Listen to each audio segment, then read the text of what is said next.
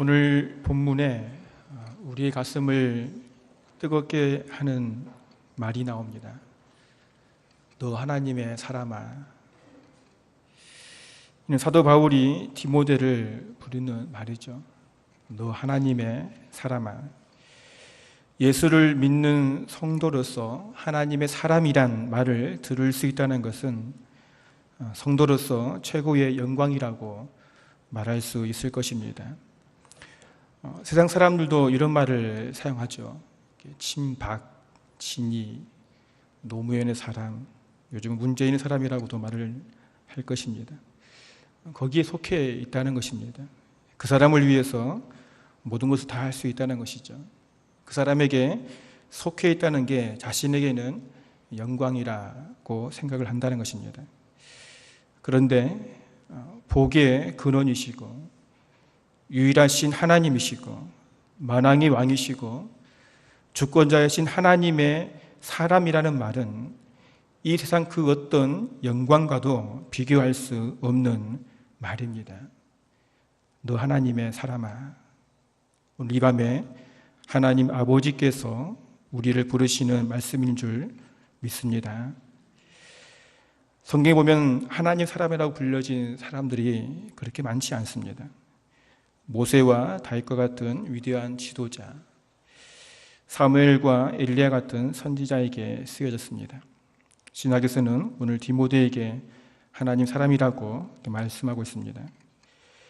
이들이 하나님께 하나님의 사람이라고 불려준 이유는 무엇이겠습니까?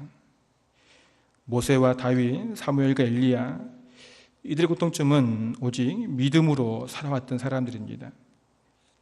하나님 허락하신 말씀에 순종하고 전적인 헌신으로 나갔던 사람들입니다. 누가 이들의 믿음과 헌신과 순종에 대해서 아니라고 말할 수 있겠습니까?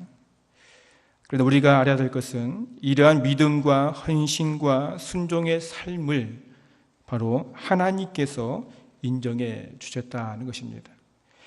하나님께서 이들의 믿음을 보시고 사명을 주시고 이스라엘 큰 역사를 이루시는데 하나님의 사람으로 사용하셨다는 사실이죠. 그 하나님은 그는 내 마음에 합한 사람이라 이렇게 인정하였습니다. 하나님 오늘 우리에게도 동일하게 부르십니다. 너 하나님의 사람아 라고 말했죠. 너는 내 마음에 합한 사람이라고 인정해 주신다는 것입니다. 이 놀라운 호칭에 부끄럽지 않는 삶을 살아가시기를 간절히 소원합니다. 그러기 위해서 오늘 바울은 디모데에게 두 가지를 말씀하고 있습니다. 오늘 11절 말씀 보니까 오직 너 하나님의 사람아 이것들을 피하고 의와 경건과 믿음과 사랑과 인내와 온유를 따르라. 피하고 따르라 그렇게 말씀하십니다. 우리가 하나님의 사람이라고 불려지기 위해서는 피할 것은 피하고 따를 것은 따라야 한다는 것입니다. 먼저 바울은 이것들을 피하라고 말씀하시는데 바울이 말하는 이것들은 이 앞에 나오는 6장 3절 이하에 말씀하시는 것들입니다. 거짓 교사들이 가지고 있는 멸망에 이르는 것들을 피해야 한다는 것이죠. 교회의 변론과 언쟁으로 분쟁을 일으키는 교만을 피해야 한다는 것입니다. 마음을 부패하게 만들고 진리를 잃어버리게 만드는 욕심을 버려야 한다는 것입니다.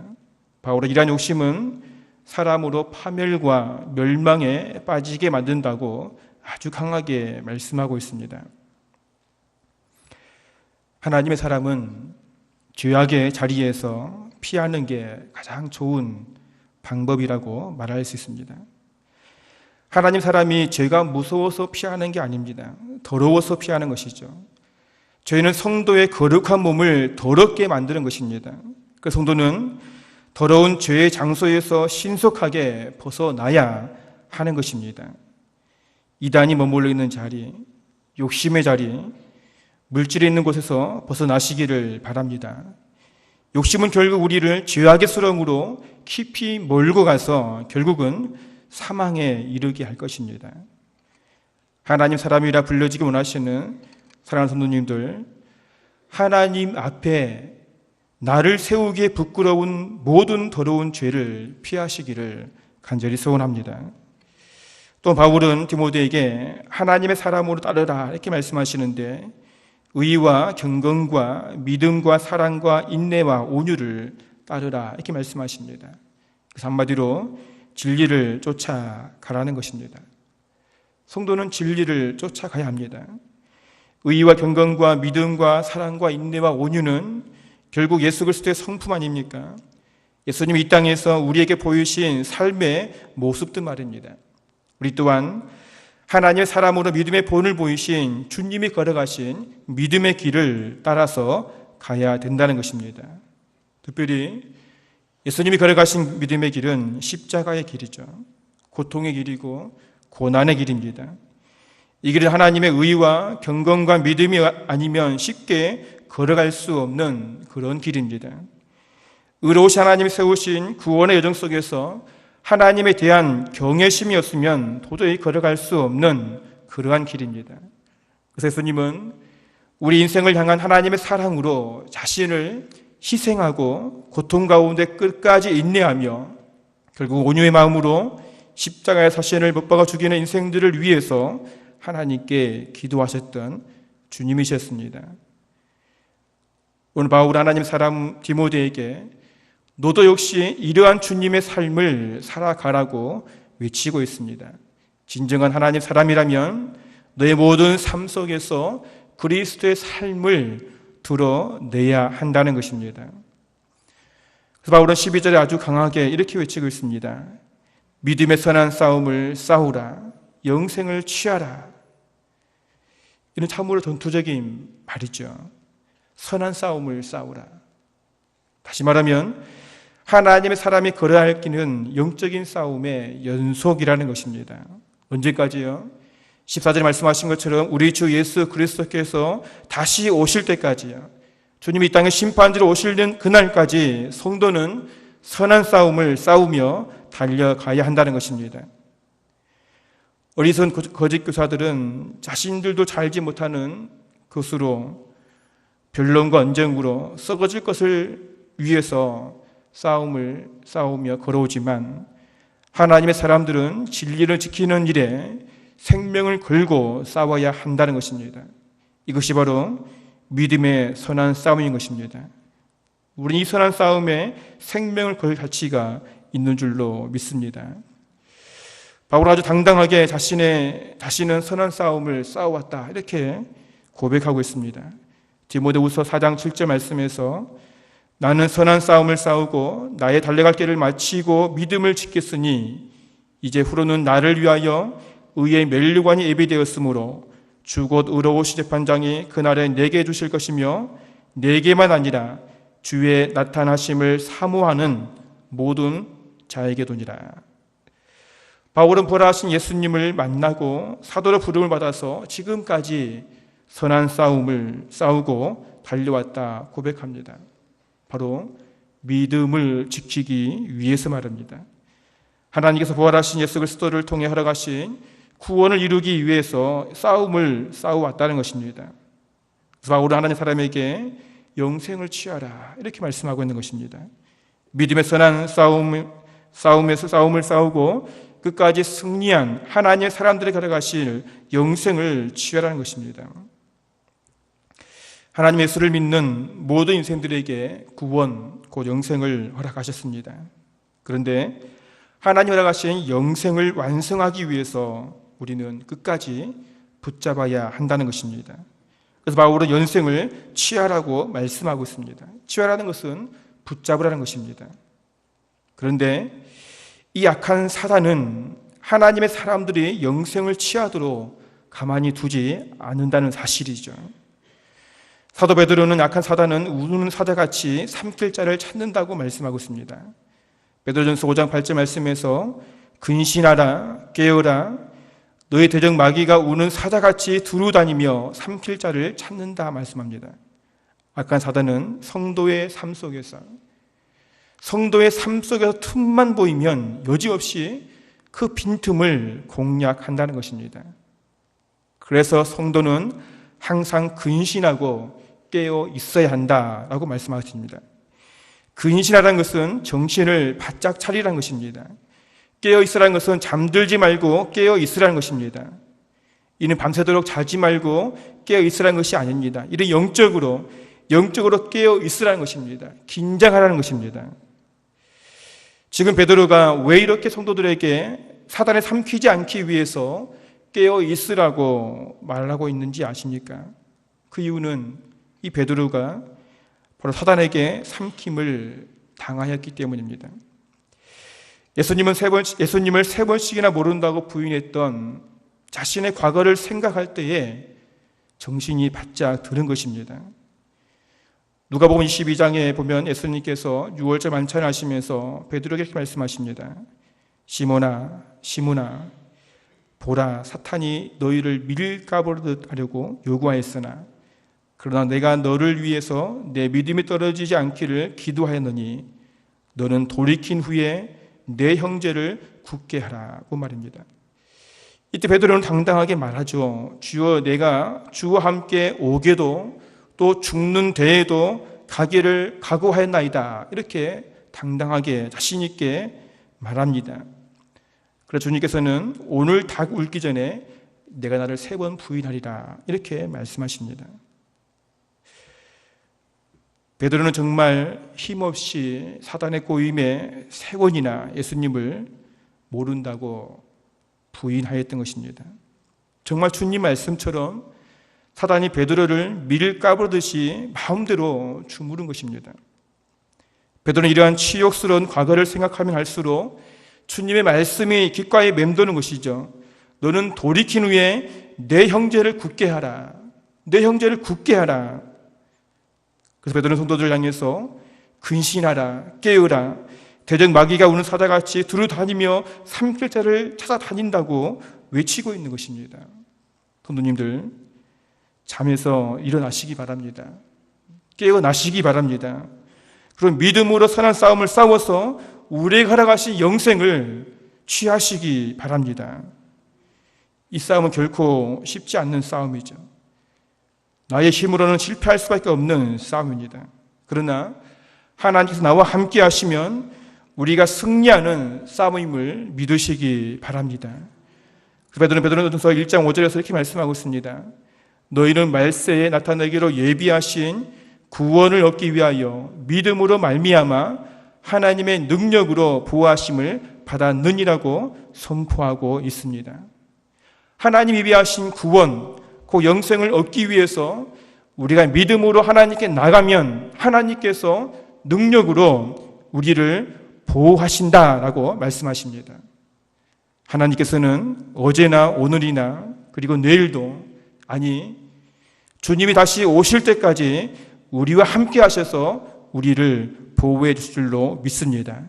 그래서 믿음으로 끝까지 잘 싸워서 영생을 취하는 우리의 머리에 하나님은 의의 멸류관을 씌워 주실 줄로 믿습니다. 바울은 이제 디모데에게 믿음을 선한 싸움을 싸우고 영생을 취하라고 명령하신 그 이유에 대해서 이렇게 말씀하십니다. 첫째는 이를 위해서 네가 하나님의 부르심을 받았다는 것이죠. 하나님께서 많은 사람들 중에서 너를 하나님의 사람으로 부르신 이유는 다른 게 아니라 하나님께서 너에게 허락하신 영생을 취하기 위해서라는 것이죠. 그러니 너는 믿음의 선한 싸움을 싸우라는 것입니다. 두 번째로 많은 사람들 앞에서 선한 증언을 하기 위해서라고 말씀하십니다. 하나님의 사람은 많은 사람 앞에서 당당하게 자신의 믿음을 고백할 줄 알아야 합니다. 나는 하나님의 사람입니다. 나는 예수를 믿는 사람입니다. 나의 생명의 주인은 오직 예수님뿐이고 나는 예수님을 위해서 살아가는 사람입니다. 이는 결국 믿음으로 선한 싸움을 싸우고 영생을 취하는 것이라 이렇게 말씀하고 있습니다. 우리 성도님들은 많은 사람들 앞에서 이러한 선한 증언들을 하고 있으십니까? 우리 예수님은 마지막 유언으로 땅끝까지 내 증인이 되라 이렇게 말씀하시는데 우리는 얼마나 증인된 삶을 살아가고 있습니까? 오늘 바울이 디모데에게 하나님 사람인 너는 많은 증인들 앞에서 선한 증언을 하였다, 이렇게 말씀하고 있습니다. 이는 정말 엄청난 사건인 것입니다. 우리 초대 교회의 상황들을 잘 알고 있지 않습니까? 이 당시 예수를, 그리스도를 믿는다는 것은 삶의 모든 것을 포기하는 것과 같은 엄청난 일입니다. 자신의 목숨을 내놓아야 되는 그런 결단이 필요합니다.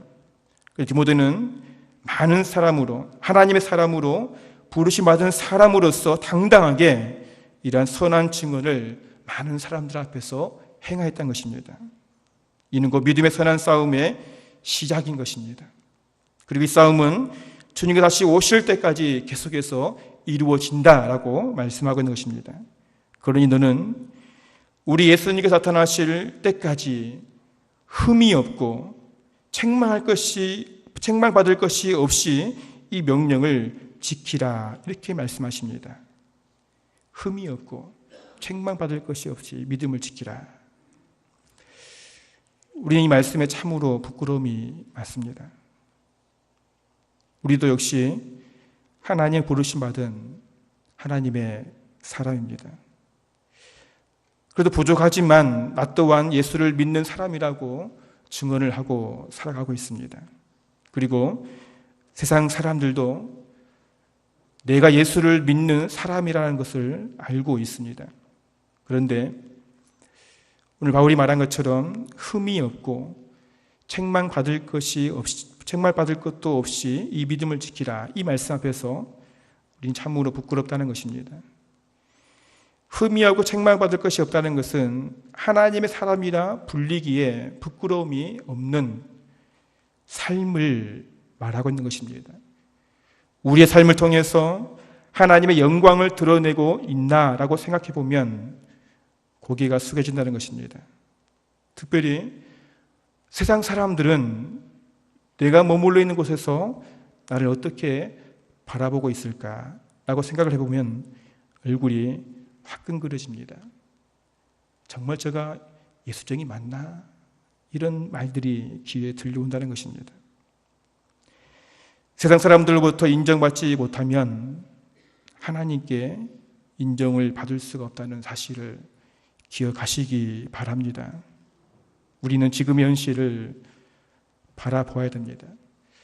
한 번씩 TV에 성도의 잘못을 지적하는 뉴스가 나오는 것을 봅니다. 세상 속에서 성도가 성도의 삶을 살지 못하면 사람들은 누구를 향해서 욕을 할까요? 그 사람을 향해서 욕을 할까요? 아니, 그렇지 않습니다. 교회를 향해서 욕을 합니다. 이는 곧 하나님의 이름을 욕되게 하는 것과 같은 것이라는 것이죠. 성도의 잘못은 곧 하나님의 이름을 망정되이 일컫는 것과 같다라는 것입니다. 그런데 이러한 일들이 우리 주위에서 너무나 자주 일어나고 있다는 것이죠. 세상 사람들 눈에 비춰지는 지금의 한국 교회는 더 이상 존경을 받는 대상이 아니라는 사실입니다. 한국 교회는 이미 흠집투성이고 책망받을 일로 가득하여졌습니다.